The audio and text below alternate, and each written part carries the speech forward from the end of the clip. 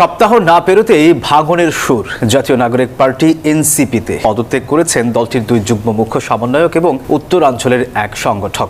পদত্যাগের হিড়িক চলছে নব্য প্রতিষ্ঠিত রাজনৈতিক দলটির মধ্যে। আপনারা জানেন, বাংলাদেশের বৈষম্য বিরোধী ছাত্র আন্দোলন কর্তৃক প্রতিষ্ঠিত নতুন যে রাজনৈতিক দল জাতীয় নাগরিক কমিটি থেকে জাতীয় নাগরিক পার্টি, এই জাতীয় নাগরিক পার্টির গত কয়েকদিন আগে অভিষেক অনুষ্ঠান অনুষ্ঠিত হলো, আত্মপ্রকাশ অনুষ্ঠিত হয়েছে। আত্মপ্রকাশের পর থেকেই আলোচনা সমালোচনায় জর্জরিত এই সংগঠনটি, কিন্তু নতুন এই সংগঠনটির মনে হচ্ছে যেন সমালোচনার ভার পিছু হটছে না, তাদের গায়ের সাথে লেগেই যাচ্ছে। আর সেই সমালোচনাটি তৈরি হয়েছে এখন আবার তাদের এক সপ্তাহ ঘুরতে না ঘুরতেই তাদের দলের পক্ষ থেকে 3 জন সিনিয়র নেতা ইতিমধ্যেই পদত্যাগপত্র জমা দিয়ে তারা এই দল থেকে চলে গিয়েছেন।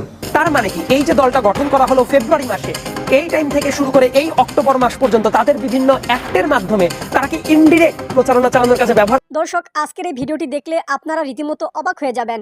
আপনারা জানেন ইতিমধ্যে আওয়ামী লীগ সরকারের পতন হয়েছে। এখন ক্ষমতায় আছেন অন্তর্বর্তী সরকার ডক্টর মোহাম্মদ ইউনূস। অন্তর্বর্তী সরকারের মাননীয় উপদেষ্টা ডক্টর মোহাম্মদ ইউনূস থাকাকালীন দেশে কি কি ঘটনা ঘটে যাচ্ছে তা আপনাদের প্রমাণ সহকারে দেখাবো। দর্শক, কথা আর বাড়াবো না, ভিডিওতে চলে যাব। তার আগে আপনাদের কাছে ছোট্ট একটি অনুরোধ, আপনি যদি আমাদের চ্যানেলে নতুন দর্শক হয়ে থাকেন তাহলে অবশ্যই চ্যানেলটি সাবস্ক্রাইব করে পাশে থাকা বেল আইকনটি বাজিয়ে দিতে ভুলবেন না। যারা অলরেডি আমার চ্যানেলটি সাবস্ক্রাইব করেছেন তাদেরকে জানাই অসংখ্য ধন্যবাদ। চলুন ভিডিওটি শুরু করা যাক। সপ্তাহ না পেরোতেই ভাঙনের সুর জাতীয় নাগরিক পার্টি এনসিপিতে পদত্যাগ করেছেন দলটির দুই যুগ্ম মুখ্য সমন্বয়ক এবং উত্তরাঞ্চলের এক সংগঠক। পদত্যাগ করার নেতারা নিউজ 24-কে জানান, পদ পদবি নয়, জুলাই অভ্যুত্থানের প্রত্যাশা পূরণ হবে না জেনেই দল ছেড়েছেন। তবে 3 নেতার পদত্যাগে দলের প্রভাব পড়বে না বলছে এনসিপি। রাজনৈতিক বিশ্লেষকেরা বলছেন শুরুতেই পদত্যাগ দলটির জন্য বড় ধাক্কা। মাজহারুল ইসলামের রিপোর্টে বিস্তারিত। নতুন বাংলাদেশের রাজনৈতিক বন্দোবস্তের অঙ্গীকারে 28 ফেব্রুয়ারি আত্মপ্রকাশ করে জাতীয় নাগরিক পার্টি এনসিপি। দল গঠনের পর ব্যস্ত সময় পার করছেন দলের কেন্দ্রীয় নেতারা যখন দলের পরিধি বাড়াতে নানা পরিকল্পনা সাজাতে ব্যস্ত, ঠিক তখনই ব্যক্তিগত কারণ দেখে পদত্যাগ করেছেন 3 নেতা। জানিয়ে চলছে নানা জল্পনা কল্পনা। এর আগে নতুন এই দলে যোগ দেননি ঢাকা বিশ্ববিদ্যালয় শিবিরের সাবেক 2 সভাপতি আলী আহসান জুনায়েদ এবং রাফি সালমান রিফাত। 3 নেতার পদত্যাগ নিয়ে রাজনীতিতে চলছে নানা আলোচনা সমালোচনা। সদ্য পদত্যাগ করা এনসিপির যুগ্ম মুখ্য সমন্বয়ক আবু হানিফের মুখোমুখি নিউজ 24। কেন পদত্যাগ করেছেন এমন প্রশ্নে তিনি জানান, পদ পদবি নয়, যে প্রত্যাশা নিয়ে নতুন দলে যোগ দিয়েছিলেন তা পূরণ হবে না জেনেই পদত্যাগ করেছেন।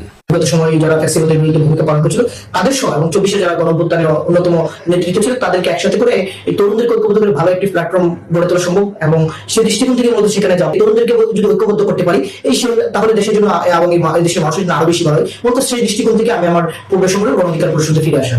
দলের 3 নেতার পদত্যাগের বিষয়ে এনসিপির যুগ্ম সদস্য সচিব জয়নাল আবদিন শিশির জানান, তারা কেন চলে গেলেন সে বিষয়ে তারাই ভালো বলতে পারবেন, তবে তাদের চলে যাওয়া দলে কোনো প্রভাব পড়বে না।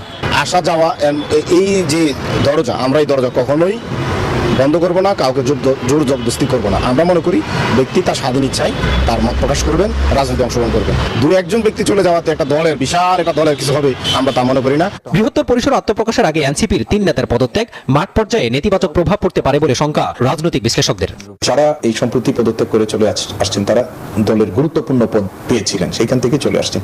ফলে যেভাবেই ব্যাখ্যা করা হোক না কেন, এই বার্তাটা কিন্তু খুব ইতিবাচক বলে এই দলের জন্য হচ্ছে না, এবং এটা যে তারা একটা চ্যালেঞ্জের মধ্যে দিয়ে পড়ে গেছেন সেটাই কিন্তু মনে হচ্ছে।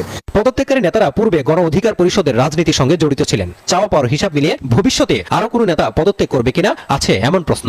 পদত্যাগের হিড়িক চলছে নব্য প্রতিষ্ঠিত রাজনৈতিক দলটির মধ্যে। আপনারা জানেন, বাংলাদেশের বৈষম্য বিরোধী ছাত্র আন্দোলন কর্তৃক প্রতিষ্ঠিত নতুন যে রাজনৈতিক দল জাতীয় নাগরিক কমিটি থেকে জাতীয় নাগরিক পার্টি, এই জাতীয় নাগরিক পার্টির গত কয়েকদিন আগে অভিষেক অনুষ্ঠান অনুষ্ঠিত হলো, আত্মপ্রকাশ অনুষ্ঠিত হয়েছে। আত্মপ্রকাশের পর থেকেই আলোচনা সমালোচনায় জর্জরিত এই সংগঠনটি। স্বভাবতই বাংলাদেশে যে কোনো কার্যক্রম শুরু করলে সমালোচনা আলোচনা থাকবেই, সে ভালো কাজ করলেও থাকবে, মন্দ কাজ করলেও থাকবে। কিন্তু নতুন এই সংগঠনটির মনে হচ্ছে যেন সমালোচনার ভার পিছু হটছে না, তাদের গায়ের সাথে লেগেই যাচ্ছে। আর সেই সমালোচনাটি তৈরি হয়েছে এখন আবার তাদের এক সপ্তাহ ঘুরতে না ঘুরতেই তাদের দলের পক্ষ থেকে 3 জন সিনিয়র নেতা ইতিমধ্যেই পদত্যাগপত্র জমা দিয়ে তারা এই দল থেকে চলে গিয়েছেন। জাতীয় নাগরিক পার্টির যে অভিষেক অনুষ্ঠানটি আমরা দেখলাম, তাদের যে আত্মপ্রকাশ অনুষ্ঠানটি দেখলাম, সেই আত্মপ্রকাশ অনুষ্ঠানে বাংলাদেশের বিভিন্ন প্রান্ত থেকে হাজারো ছাত্র জনতা এখানে অংশগ্রহণ করেছেন, বিভিন্ন রাজনৈতিক দলের প্রতিনিধিরা অংশগ্রহণ করেছেন। ছাত্রদের প্রতি স্বভাবতই বাংলাদেশের সাধারণ নাগরিকদের উচ্চমানের একটি আশা আকাঙ্ক্ষা রয়েছে যে ছাত্ররা বাংলাদেশের জুলাই বিপ্লবে যেভাবে আমাদেরকে সাহায্য করেছে, সহযোগিতা করেছে, দেশকে এগিয়ে নিতে যেভাবে তারা প্রচেষ্টা করেছে, সেই প্রচেষ্টা অব্যাহত রেখে আগামীর বাংলাদেশ গঠনেও তারা ভূমিকা পালন করবে। কিন্তু হঠাৎ করে কি এমন ঘটলো, কি এমন হচ্ছে দলটির মধ্যে, যে দলের মধ্যে পদত্যাগের হিড়িক বইছে? মাত্র 1 সপ্তাহ হলো না দলটি গঠন হয়েছে, তার মধ্যেই এটা নিয়ে আসলে এখন রাজনৈতিক অঙ্গনে আলোচনা যেমন হচ্ছে, সমালোচনা হচ্ছে। এই জায়গা থেকেই আজকে আমি আলোচনা করার জন্য আপনাদের সামনে উপস্থিত হয়েছি। আমার কাছে মনে হচ্ছে যেই সকল নেতাকর্মীরা এই দলের ভিতরে ঢুকেছেন এবং আবার বের হচ্ছেন, এরা প্রত্যেকেই কিন্তু বাংলাদেশের আগামীর স্বপ্ন বাস্তবায়নের কারিগর। বাংলাদেশের বৈষম্য বিরোধী আন্দোলন যখন শুরু হয়, সেই আন্দোলনের সময় যারা নেতৃত্ব দিয়েছেন, বিভিন্ন দলের সংগঠনের পিছন থেকে সামনে থেকে গোপনে প্রকাশ্যে যারাই অংশগ্রহণ করেছেন, সবাই কিন্তু দেশপ্রেমিক, সবাই চায় বাংলাদেশকে সুন্দরভাবে বিনির্মাণ করতে। বাংলাদেশের ছাত্র জনতার এই আন্দোলনকে যখন তুঙ্গে উঠেছে, তখন এদেশের রাজনৈতিক সংগঠনগুলো তাদেরকে ব্যাকআপ দিয়েছে, পিছনে বাতাস দিয়েছে। এবং কেউ কেউ মনে করে বাংলাদেশের এই ছাত্রদের যে নেতৃত্বে গঠিত আন্দোলন, এবং আমিও মনে করি, কেউ কেউ না, আমিও মনে করি এদের মধ্যে সিংহভাগই হয়তো বাংলাদেশে যেই দলটিকে শেখ হাসিনা নিষিদ্ধ করেছিল, সেই বাংলাদেশ জামাত ইসলাম, যাদেরকে সম্ভবত 1 তারিখ বা 2 তারিখে নিষিদ্ধ করেছে, আর 5 তারিখে গিয়ে শেখ হাসিনার পতন হয়েছে, সেই সংগঠনের নেতাকর্মীরা এই আন্দোলনের সময় পিছন থেকে ব্যাকআপ দিয়েছে, কৌশলে নেতৃত্ব দিয়েছে ভিন্ন আঙ্গিকে, কিন্তু তারা সেটা সামনে প্রকাশ করেনি। এটা এখন আওয়ামী লীগও স্বীকার করে, ছাত্র জনতাও স্বীকার করে, বিভিন্ন সংস্থাও স্বীকার করে। কিন্তু এর বাইরে বড় যে শক্তিটি কাজ করেছে সেটা হচ্ছে বাংলাদেশের বড় বড় রাজনৈতিক দল, যেমন বাংলাদেশ জাতীয়তাবাদী দল, তারপরে বাংলাদেশ জামাত ইসলাম, ইসলামী আন্দোলন বাংলাদেশ, এরপরে গণ অধিকার পরিষদের নুরু ভাইয়ের নেতৃত্বে একদল মেধাবী শিক্ষার্থীরা এখানে অংশগ্রহণ করেছে। এক বাক্যে এই আন্দোলনটি ছিল সামষ্টিক। কিন্তু এই আন্দোলনে যখন যারা যাদেরকে সহযোগিতা করেছে, তারা যখন অনুভব করেছে যে এই সংগঠনটি হয়তো বাংলাদেশের ধর্মীয় মূল্যবোধ, জাতীয়তাবাদী মূল্যবোধ, এদেশের সভ্যতা সংস্কৃতিকে লালন করে সামনের দিকে দল নিরপেক্ষভাবে এগিয়ে যেতে পারে এবং এদেশের মানুষের রাজনীতিতে ভালো ভূমিকা পালন করতে পারে, তখন কিন্তু নির্দলীয় নিরপেক্ষ বহু মানুষ এই দলের পিছনে ব্যাকআপ দেওয়ার জন্য মাঠে নেমেছে। এখনো তারা অনেকে হয়তো স্টিল এই দলটার শুভকামনা করেই যাচ্ছেন। কিন্তু আমার কাছে কেন জানি মনে হচ্ছে এই দলের কিছু কিছু নেতাকর্মী তাদের বক্তব্যের মধ্যে স্থিতিশীলতা রাখতে পারেন নাই। তারা যখন বক্তব্য দিচ্ছেন, আজকে এক ধরনের দিয়েছেন, ঠিকই এই বক্তব্য থেকে ইউটার্ন নিয়ে আরেকদিন আরেক ধরনের দিচ্ছেন। এবং এই বক্তব্যগুলোকে যদি আপনি একটু অ্যানালাইজ করেন, তাহলে সেখানে একটু গন্ধ পাওয়া যাবে যে ক্ষমতার স্বাদ, কিংবা প্রতিষ্ঠিত হওয়ার স্বপ্ন, কিংবা ভিন্ন কিছু, যেটা একেবারে ছোট্ট আকারে দেখা যাচ্ছে, খুব বড় আকারে না। এবং এটাকে আমি দোষেরও বলছি না, যে কোনো অর্গানাইজেশন সে প্রতিষ্ঠিত হবে, তার ব্যক্তি স্বার্থ থাকবে, দেশের স্বার্থ থাকবে, সব থাকবে। কিন্তু যে একটা ক্লিন ইমেজ নিয়ে শুরু করেছিল, সেখানে একটু হলেও তারা ভাটা পড়াতে সক্ষম হয়েছে এই স্বল্প কয়েকদিনের মধ্যেই। মানুষ যেটা চায়, আপনি বাই বর্ন যেভাবে হচ্ছেন সেটাকেই ক্যারি করে এন্ড পর্যন্ত যান।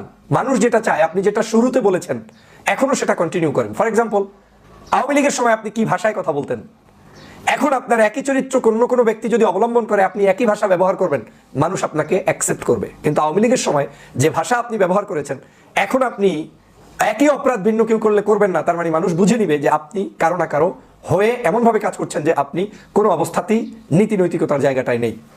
আমি বলছি এই ছাত্র সংগঠনের মাধ্যমে প্রতিষ্ঠিত এই রাজনৈতিক দলটির ভবিষ্যৎ অন্ধকার হবে না, তবে এই রাজনৈতিক দলটার প্রতিষ্ঠা হওয়ার জন্য কিছুটা হলেও নতুন করে আবার তারা বাধার সম্মুখীন হবেন।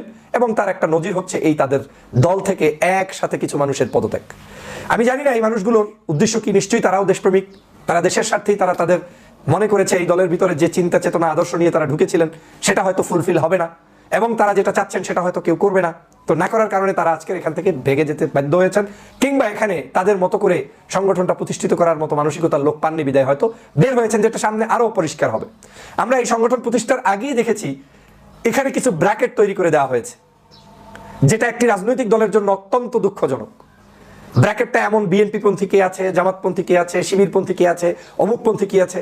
একটা রাজনৈতিক দল যখন এই ব্র্যাকেটের মধ্যে তৈরি হয়ে যায়, তখন সেই রাজনৈতিক দল আর পাখা গজিয়ে দাঁড়াতে পারে না। এবং আবার এটাও লক্ষ্য করেছি, যখন কেউ কেউ এটাকে শিবির ব্যাকগ্রাউন্ড প্রতিষ্ঠিত করার চেষ্টা করেছে, সেটা আবার না, এটা প্রমাণ করতে গিয়ে ওই জামাত শিবির পন্থী মানুষগুলোকে একটু কোণঠাসা রাখার মানসিকতাও আপনাকে প্রমাণ করে যে আপনি ন্যায়সঙ্গত জায়গায় নেই। তার মানে আমি কি বুঝাতে চাচ্ছি, দল আমি প্রতিষ্ঠিত করেছি, আমার সাথে যারাই থাকবে তারা নৈতিকভাবে রাইট রাখে, সে জামাত হোক, বিএনপি পন্থী হোক, অন্যপন্থী হোক, যেই আমার সাথে কাজ করবে আমার আদর্শ এবং থিমের উপরে ভিত্তি করে আমরা তাকেই গ্রহণ করব, এই মানসিকতা থাকবে, সেখানে কোনো ডিসক্রিমিনেশন থাকবে না। কিন্তু আমরা পত্রপত্রিকায় কিছু কিছু মানুষদেরকে দেখেছি যে যারা বলেছেন যে এই পন্থী দুজন মানুষ যুক্ত হলেন না, এই পন্থী মানুষরা স্থান পেলেন না, এই পন্থীর ভাগটা করে আমার কাছে মনে হচ্ছে এই সংগঠনটি তাদের স্বকীয়তা হারিয়েছে। এবং তার নতুন কিছু খেসারত তাদেরকে আগামীর মাঠে ময়দানে দিতে হবে। বাংলাদেশের রাজনীতিতে আমরা নিশ্চয়ই খেয়াল করেছি 18 সালের সেই কোটা বিরোধী আন্দোলন, উত্তাল রাজপথ, কিন্তু অনেক তরাই উত্তরাই পেরিয়েও রাজনৈতিক সংগঠন গঠন করে একেবারে পূর্ণাঙ্গ সঠিক এবং কঠোরতম জায়গায় কিংবা বাস্তবতার নিরিখে প্রতিষ্ঠিত জায়গায় কেউ এখন পর্যন্ত পৌঁছতে পারেনি, পারছে না। এর অন্যতম কারণ হচ্ছে এদেশের সভ্যতা, সংস্কৃতি, কালচারে এখনো মানুষ আপনাদের নিউ পিপলদেরকে ইজিলি অ্যাকসেপ্ট করার মানসিকতা তাদের তৈরি হয়নি। যদিও আমি নিউ পিপলদেরকে সবসময় সাপোর্ট দিয়ে চলি এবং নতুনদের কাছে আমি আশান্বিত হই, তাদের নেতৃত্বে দেশ গঠন হবে সেটা আমি সবসময় চাই, তারা এগিয়ে আসবে সেটা আমার প্রত্যাশা। কিন্তু সেই প্রত্যাশা পূরণের জন্য যে গ্রাউন্ড দরকার সেই গ্রাউন্ড এখনো বাংলাদেশের মাটিতে প্রতিষ্ঠিত হয়নি। বাংলাদেশের মাটিতে সেই গ্রাউন্ড তৈরি করার জন্য যে আদর্শিক রাজনীতি দরকার সেটা আমাদের দেশের মানুষ এখনো ক্যারি করতে জানে না, করে না। সে কারণে নতুন রাজনৈতিক দল যারাই আসবে তাদেরকে কারো না কারো বাতাস নিয়েই থাকতে হবে এবং সে বাতাসটা তো স্পষ্ট। এদেশের রাজনীতিতে মেরুকরণ আছে, ডানপন্থী রাজনীতি, বামপন্থী রাজনীতি, এবং এই ডানপন্থী রাজনীতিবিদ বলতে যাদেরকে বুঝায় তাদের সাথে মানুষের সর্বোচ্চ জনপ্রিয়তা বামপন্থী আওয়ামী লীগের নেতৃত্বে যারা আছেন। যদিও আওয়ামী লীগ দাবি করে তারা ডানপন্থী বলকিরই কেউ একজন, কিন্তু এদেশের জনগণ তাদেরকে ডানপন্থী মনে করে না, তাদেরকে বামপন্থী রাজনৈতিক সংগঠনেরই গুরু ঠাকুর হিসেবেই সবাই সম্বোধন করে। তাহলে দুইটা প্যাটার্নে এদেশের রাজনীতি চলে গিয়েছে। একটা হচ্ছে বিএনপি, জামাত, চরমনাই, এই যে ডান ধারার রাজনীতি, এর সাথে আরো নতুন নতুন কিছু ডান ধারার রাজনীতি আছে। আরেকটা হচ্ছে আওয়ামী লীগ, আওয়ামী লীগের সাথে 14 দল 18 দল যারা যারা আছে, এই সকল ছোট ছোট রাজনৈতিক দল, তাদের ধারা। কিন্তু এই দেশে সফল হতে হলে আপনাকে কোন ধারায় যেতে হবে? প্রথম ধারাটাই লাগবে আপনার চিন্তা চেতনায় ডান, আদর্শে ডান, কলবে ডান, মুখে ডান, আপনার বিশ্বাসে আপনি ডান। এবং ডানটা এমন ডান যে এই ডানটা হতে হবে ওই পরিমাণ ডান যে আপনার ডানপন্থী কোনো মানুষ ভিন্ন আদর্শের হলেও তার উপরে জুলুম হবে, অত্যাচার হবে, নির্যাতন হবে, আপনি তাদের এই নির্যাতন সহ্য করে থাকবেন না, বরং আপনি প্রতিবাদী হবেন। জামাতের একজন লোক বিপদে পড়েছে, আপনি প্রতিবাদী হলেন। চরমনাইয়ের একজন লোক বিপদে পড়েছে, আপনি প্রতিবাদী হলেন। ডানপন্থী বিএনপি বা অন্য কোনো রাজনৈতিক দলের একজন ব্যক্তি বিপদে পড়েছে, আপনি প্রতিবাদী হয়ে তার পক্ষে দাঁড়ালেন। এটা যখন পারবেন আপনাকে মানুষ অ্যাকসেপ্ট করবে। কিন্তু আপনি যখন কোনো একজন ব্যক্তি বিপদে পড়েছে কিন্তু লোকটা করে জামাত, তাই তার পাশে দাঁড়াতে পারলাম না, লোকটা করে হুজুরগিরি, তাই তার পাশে দাঁড়াতে পারলাম না, এই আপনি ব্র্যাকেটের ভিতরে চলে গেলেন এবং আপনার ডানপন্থী টেস্ট করা শেষ। আমি তো বাংলাদেশের প্রায় ডানপন্থী রাজনীতির টেস্ট করার একটা কৌশল সবাইকে বলে দিয়েছি। শুধু গিয়ে মানুষকে জিজ্ঞেস করবা, এই যে সাইদি সাহেবকে ফাঁসি দিল, গোলাম আজমকে অপবাদ দিল, কাদের মোল্লাকে ফাঁসি দিল, মীর কাসেম আলীকে ফাঁসি দিল, আলী হাসান মুজাহিদকে ফাঁসি দিল, তারপরে সালাউদ্দিন কাদের চৌধুরীকে ফাঁসি দিল, আপনার কাছে কি মনে হয় এই ফাঁসিগুলো কোনো অন্যায় করেছে তাই দিয়েছে নাকি স্বার্থের জন্য দিয়েছে? যখনই ওই ব্যক্তিরা স্বার্থের জন্য দিয়েছে বলে স্বীকার করবে, বুঝে নেবেন লোকগুলো আদতেই হৃদয়ে লালন করে ডানপন্থী এবং ইসলামপন্থী মানুষদের ভালোবাসা। কিন্তু যারা এটাকে বলে এটা ঠিক করেছে, বুঝতে হবে এ লোকের শয়তানিতে ভরপুর, কারণ ঠিক তো করে নাই। তার মানে হচ্ছে ধর্মপ্রাণ মানুষদেরকে ফাঁসি দিলে, অন্যায়ভাবে হত্যা করলেও কিছু কিছু মানুষ খুশি হয়, বুঝতে হবে ওই মানুষটা ডানপন্থী নয়। শুধু সেক্ষেত্রেই না, এদেশের তাকবীরের ধ্বনি, এদেশের ইসলামের ধ্বনি, এদেশের বিভিন্ন পীর মাশায়েখ ইসলামিক অ্যাক্টিভিটিসকে যারা ক্যারি করতে জানে না কিংবা তাদের কার্যক্রম দেখলে কষ্ট পায়, হতাশ হয়, বুঝতে হবে ওই লোকটা ডানপন্থী ধারার নয়। যেমন কেউ যদি বলে হেলিকপ্টারে করে হুজুররা এত টাকা পয়সা পায়, ইসলামিক এত মাহফিল বেড়ে যাচ্ছে, গান হয় না, নাচ হয় না, সবার আগে ধরতে হবে লোকটা হচ্ছে বামপন্থী ধারার। কারণ ওনার কষ্টটা ইসলামের উপরে, ওনার কষ্টটা এই মানুষদের উত্থানের পিছনে, ওনার সবসময় অবস্থানটা হচ্ছে ওই বাম ঘেঁষা, উনি ভালোদের কিছু ভালো চায় না। অতএব বিদেশের রাজনীতিতে আপনি যেই হন না কেন, সুপ্রতিষ্ঠিত কোনো কিছু করতে চাইলে মানুষের থিমটাকে আপনার আগে ক্যারি করতে হবে। দেশের মানুষ কি চায়, সত্যের পক্ষে আপনাকে থাকতে হবে। এই সত্যের পক্ষে যখন আপনি অবস্থান নিতে পারবেন, আপনি অটোমেটিক মানুষের ভালোবাসা পাবেন। তবে একদিনে তো আর পাবেন না, একদিনে অর্জনও করতে পারবেন না। হঠাৎ সুলতান যদি কারো হওয়ার মানসিকতা থাকে, তারা হঠাৎ সুলতান হয়ে পড়ে যাবেন, ঝরে যাবেন, নিভে যাবেন, কিন্তু হৃদয়ে স্থান অর্জন করতে পারবেন না। মনে রাখবেন, আমাদের দেশের কনসার্টগুলো, গানের অনুষ্ঠানগুলো, সিনেমা হলগুলো কিংবা ছোট ছোট মাহফিল, বড় মাহফিল যাই হয়, এই যারা যায় এরাই শুধুমাত্র ভোটার নয়। কোটি কোটি মানুষ যারা ঘরের ভিতরে নিবৃতে বসে থাকে, যারা মসজিদে গিয়ে একটু নামাজ পড়ে কিন্তু অন্য কোনো অ্যাক্টিভিটিসে জড়ায় না, সেই মানুষগুলোর চিন্তা করে, কৃষক শ্রমিকের চিন্তা করে, জাতির প্রত্যাশা চিন্তা করে আপনাকে কার্যক্রম হাতে নিতে হবে। এর বাহিরে আপনি যাই কৌশলগত নেবেন লাভ হবে না। তাতে হয়তো শহীদ মিনারে কিছু মানুষ পাবেন যারা এসে আপনাকে বেদিতে ফুল দিবে, কিন্তু এই মানুষের সংখ্যা দিয়ে রাজনীতি হয় না। আপনাকে ফুলও দিতে হবে, কিন্তু যে মানুষগুলো নিবৃতে বসে আছে সেই মানুষগুলোর চিন্তা এবং আদর্শকে আপনার দলের ভিতরে প্রতিষ্ঠিত করতে হবে। যদি সেটা করতে পারেন আপনি দাঁড়াবেন। আমি এই নতুন দলের হোঁচট খাওয়ার কারণে আজকের এই নতুন নতুন কিছু কথা বললাম। তাদের এই 3 জন ব্যক্তি যারা ইতিমধ্যেই পদত্যাগ করেছেন, তারা হচ্ছেন যুগ্ম মুখ্য সমন্বয়ক আবু হানিফ, যুগ্ম মুখ্য সংগঠক উত্তরাঞ্চল হানিফ খান সজীব ও যুগ্ম মুখ্য সমন্বয়ক আব্দুল জাহের। এরা ভালো থাকুক, সুস্থ থাকুক, নতুন রাজনীতিতে তারা যেখানেই অবস্থান করুক তাদের দ্বারা দেশের কল্যাণ হোক, সেটা আমি প্রত্যাশা করি। এবং এই যে ছাত্র রাজনীতির মধ্যে হিরিক পড়েছে পদত্যাগ কিংবা হোঁচট খাওয়ার, এখান থেকেও আমি মনে করি তারা উত্তরণ ঘটাতে পারবে, এবং সেই উত্তরণ ঘটাতে হলে সবার আগে তাকে আমি যে এই টিপসগুলো দিলাম সেই দিকে নজর রাখতে হবে। শোনেন, মিডিয়ার সৃষ্টি রাজনীতি টেকে না। আপনাকে হঠাৎ করে কোনো একটা গোয়েন্দা সংস্থা চেপে ধরে কোনো কিছু করে দিলে সেই রাজনীতি টেকে না। রাজনীতি একটি লম্বা সময়।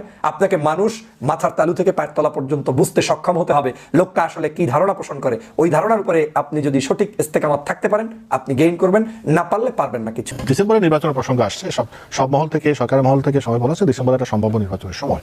কিন্তু একটা আলোচনা উঠেছে, এখনো হয়তো ভবিষ্যতে আরো উঠবে, আমি প্রশ্নটা তুলছি আপনাদের কাছে, সেটা হলো এই সরকারের অন্তর্বর্তী সরকারের অধীনে নির্বাচন হবে কিনা।